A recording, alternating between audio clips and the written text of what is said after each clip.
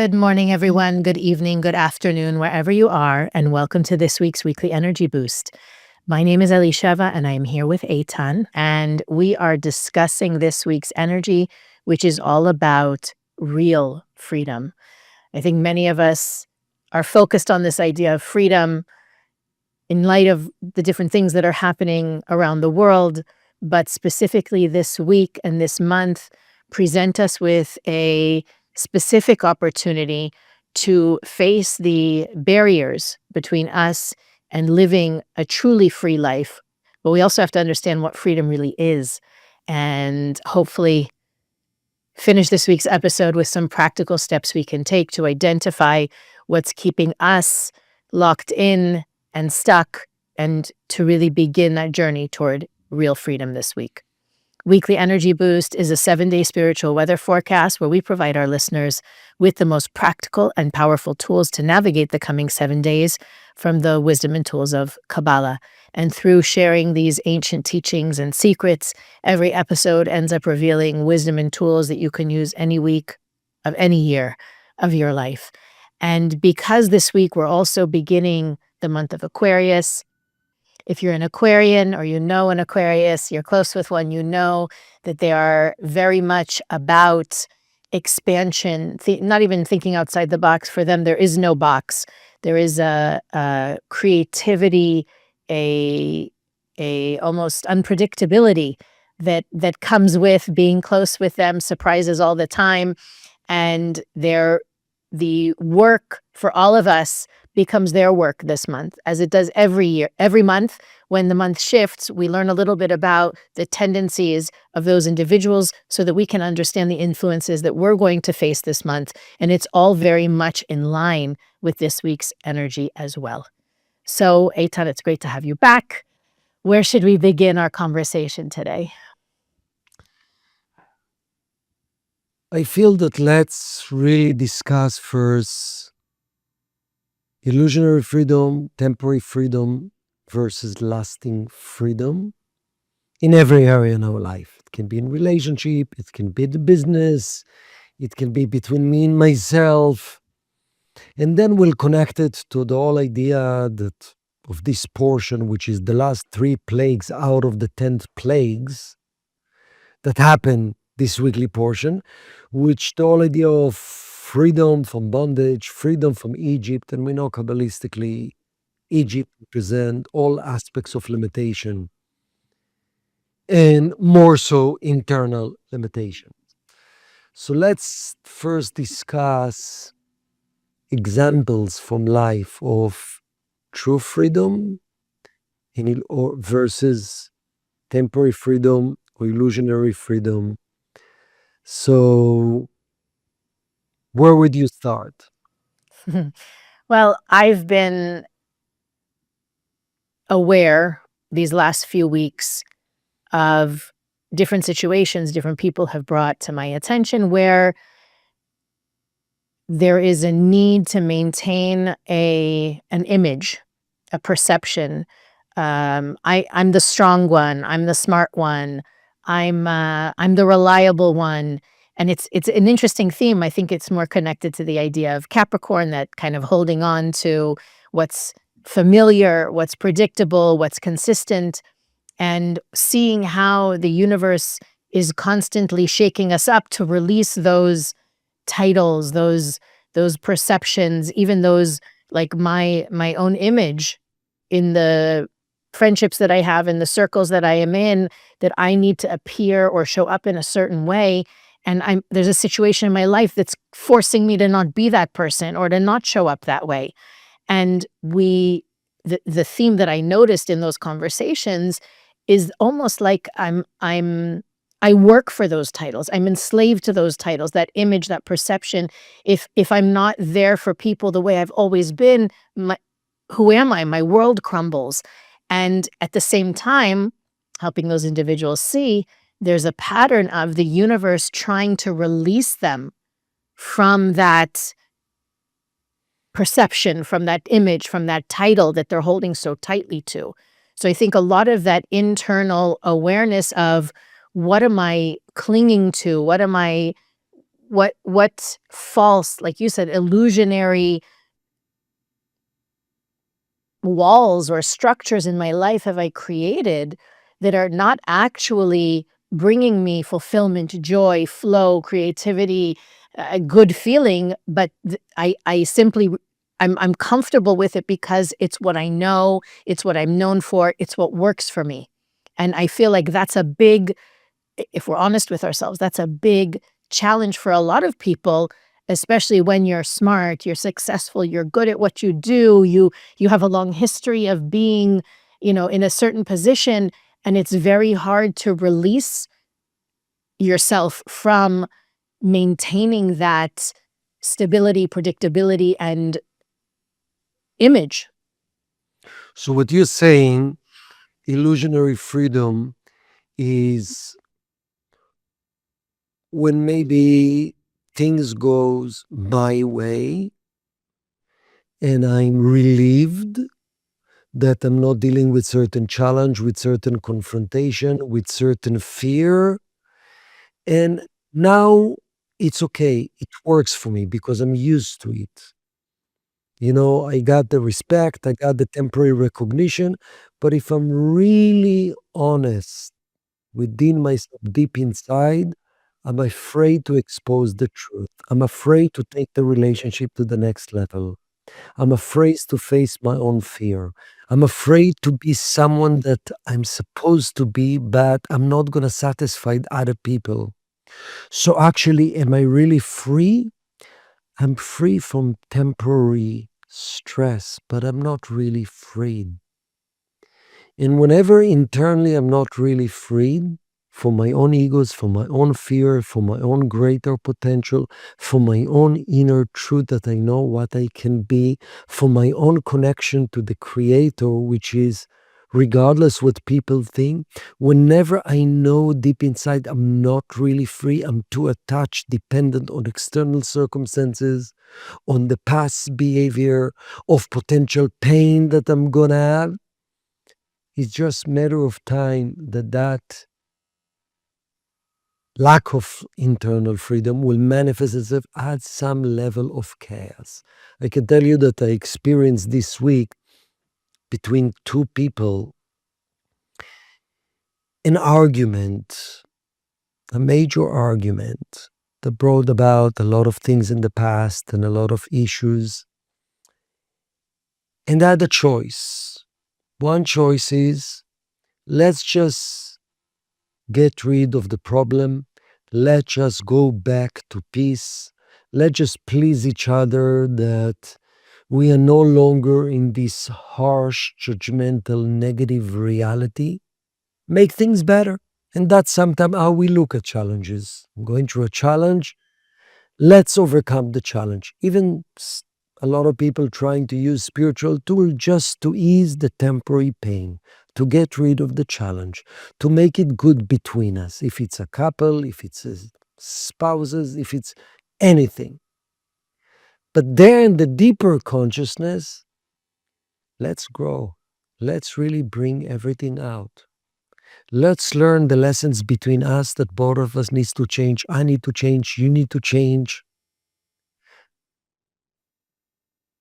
If not, I'm not really working towards true freedom. That's the reason. In this portion, there's a powerful phrase. The Creator telling Moses, you want real freedom?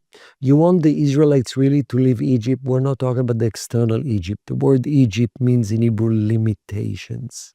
You want real freedom? You want real connection with the Creator? You want really that everyone will be able to express unconditional love? Everybody will feel that they have limitless energy with them? They have to face the internal barrier. And that's the reason the Creator is telling Moses, Bo el Paro, come to Pharaoh. What does Pharaoh represent? Your worst fears. Not the external Pharaoh, the internal Pharaoh. He didn't tell him, go to Pharaoh. He said, come to Pharaoh, come. Your worst fears are next to me, the Creator telling Moses. I'm hiding behind or within your worst fear. As long as you're running away from facing your fear, for facing hard conversation, for facing potential change, for facing being vulnerable, for facing taking a commitment. And each one of us, according to our tikkun of our own fear, if you're running away from facing the deep internal fear, and sometimes we need to truly meditate on it and truly be aligned. What is deeply I'm truly afraid of? I'll start a process. I know I'm driven by truth, but it might go not according to what I'm expecting. I'm too afraid. So let me just shove it. Let me not deal with this. The Creator told you want real freedom? Face your worst fear. The fear of rejection, the fear of failure, the fear of being confined, the fear of the temporary pain of being judged, the fear of being a beginner, the fear of not being appreciated, the fear of feeling I'm less than, which is a temporary process. No, I want freedom. I don't want to face any of this fear. That's the opposite path to freedom. The amount of real freedom, not escaping to feel free for a moment. When we create permanent change in one area in our life, that's energy of freedom. So that's the question. Do I want long-term happiness, freedom, inner strength? Or I just want a relief, which feels like freedom for a second, but let's ask yourself a question. Is it a real freedom?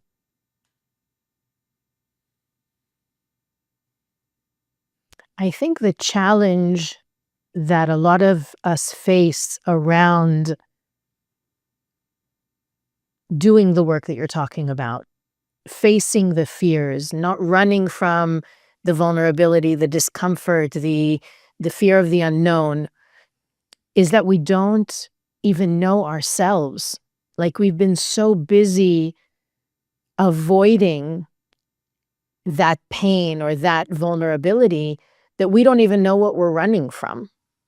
I had a meeting with someone a couple weeks ago that the version of her 20 years ago is still running the show. The things that she wanted, she's still pushing toward, even though she doesn't really want them anymore. Her priorities have changed. She's a different person. She back then she was single and working towards her degree, and now she has the degree. She's a professional. She has 3 kids. She has to like that. I want to call it conflict even between the inner me and the outer me is really where I think the temptation to avoid comes from. Because if I deal with my true desires and working toward being more of a soulful person, a spiritual person, an expansive person, what about all the things I created around me when I was in a more limited space? I see it a lot of times with people in relationships when they're with a person and even though they're not, the relationship isn't, they know that it's not what it could be, what it's meant to be. They don't feel that they have someone to work with on it, but they also don't want to walk away from it. It's almost like this, the slavery ends up being to an older version of themselves, or I mean, a younger version, but a former version of themselves. And the fear of stepping into a more authentic reality. Like you said, I don't know how the conversation is going to turn out. I don't know how dealing with these challenges, these issues head on. Maybe we won't be together after that. Maybe I won't work here anymore. Maybe like being willing to make the light choice, right? Which may be uncomfortable in the moment, but in the long term is win-win for everyone. And I think the reason I'm bringing it up is because if that work that Eitan is talking about isn't so, I don't know what the fear is. I don't know what I'm avoiding. Ask yourself, where are you really just trying to, like, keep the boat floating? Where are you moving that your wheels are spinning, but you're not going anywhere? Where in By the your way, every area in our life that we are not energized and inspired, I'm stuck in what you are sharing, Elisheva. I'm stuck into the old self. I'm not willing to risk, to go deeper. I'm not listening to my inner voice. And I agree with you. I need to have awareness. That's part of our discussion. Knowing that inner freedom is the voice of our soul that knocking at our door. When it says in the Torah that God told Moses, come to Pharaoh, face your worst fears. It's what is God? It's our own deeper aspect of our soul, which is the limitless, the part of us that is totally free. Tell us, come closer. But you cannot avoid coming closer to true freedom. It means facing the worst bondage, the worst discomfort that sometimes we are aware, sometimes we are not aware. And the fact that I'm praying for that, asking for that, I'm bringing it closer. So I would say in every area that I feel unsatisfied, uninspired, lack of newness, lack of fire, is because I'm settling for less. And even though you would not notice a specific problem, but the problem is that you're not alive. The problem is we're not living our soul. We are confined by limited desires, by limited horizons, by limited fears, by small perception of how great my life, my light, my blessings, my accomplishment, my creativity, my energy can be. And we all have areas, as long as we're in this physical world, we all have areas that we actually can find deeper true freedom, because eventually the ultimate freedom is when I know that there's nothing in the outside that actually can cause me harm beside my fear of getting closer to my true essence, which is the light of the Creator, which is my soul. So, for example, Kabbalistically, we know in this portion of the week, when the Israelites realizing the external Pharaoh that was oppressing the Israelites and causing so much pain, it's not their problem. The lack of trust of the Creator, the lack of trust of their soul, the lack of believing in each other, the lack of unconditional love to each other, the lack of expressing the unlimited them, that what caused the external Pharaoh. What comes first? External challenges in our life. A fight between a husband and wife are there to help the husband and wife to get closer, to overcome some level of unconditional love, lack of trust, blame, lack of trust oneself, whatever it is. So the external is there just to wake us up, to become more courageous, to listen to our limitless self. What about those situations where a person feels or experiences that they're blocked? Meaning a person is looking for their soulmate and it's not happening, or a couple is trying to start a family and no matter what they do, it's not happening, or a person is even financially trying to, I'm not talking about become a billionaire, just to make ends meet. And no matter what they do, it feels like they're locked in, that there is something preventing them from the expansion and the growth and the fulfillment you're talking about. It's not always it's not always between two people. So how do we use that same approach when it seems like the universe is preventing something, or maybe according to my tikkun, it's not meant for me. I hear a lot of times people say, maybe this isn't meant for me. Maybe the creator doesn't want me to have this, or maybe because of a past lifetime, this isn't going to happen for me. How do we reconcile what you're sharing with those kind of situations? So, what I've learned from my experience and from my teachers, that never stop praying and asking and trying to manifest the blessings that part of being alive in this world we want to manifest, if it's kids, if it's family, if it's love. Nevertheless, when I'm too focused just on that, let me go to a Kabbalist and receive a praying and a blessing and let's create a miracle.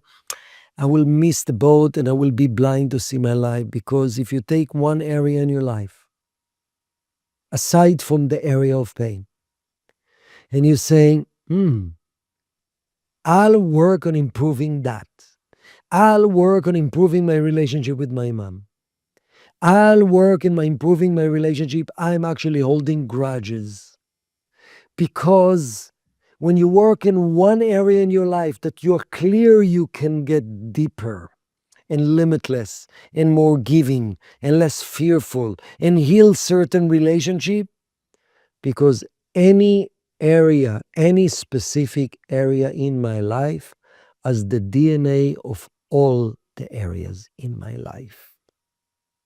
So while I feel powerless in specific area, that I don't have the power, I don't have the control, absolutely, but find the areas that you can improve and understand that life is quantum. That one area has the DNA of all aspects of your life. In the same way that every cell of our body has the DNA of the entire body.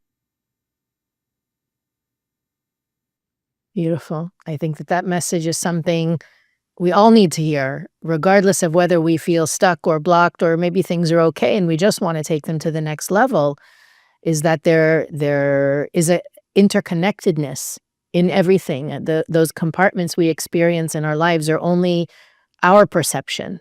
But in terms of the spiritual realm, everything is one. And so when we work on something, right, I think we spoke about this even a few weeks ago, that working on the areas that we feel connection and flow can also give energy to the areas where we feel blocked and disconnected. And as always, Weekly Energy Boost is available on all podcast platforms, YouTube, Facebook, and Instagram. You can follow us on those platforms to receive more content to support you in living what we share on every episode. You can also visit weeklyenergyboost.com to search through our archives, send us a message, learn about the things we think are important for our listeners to know about, as well as click the donate button to support and be a part of making Weekly Energy Boost possible.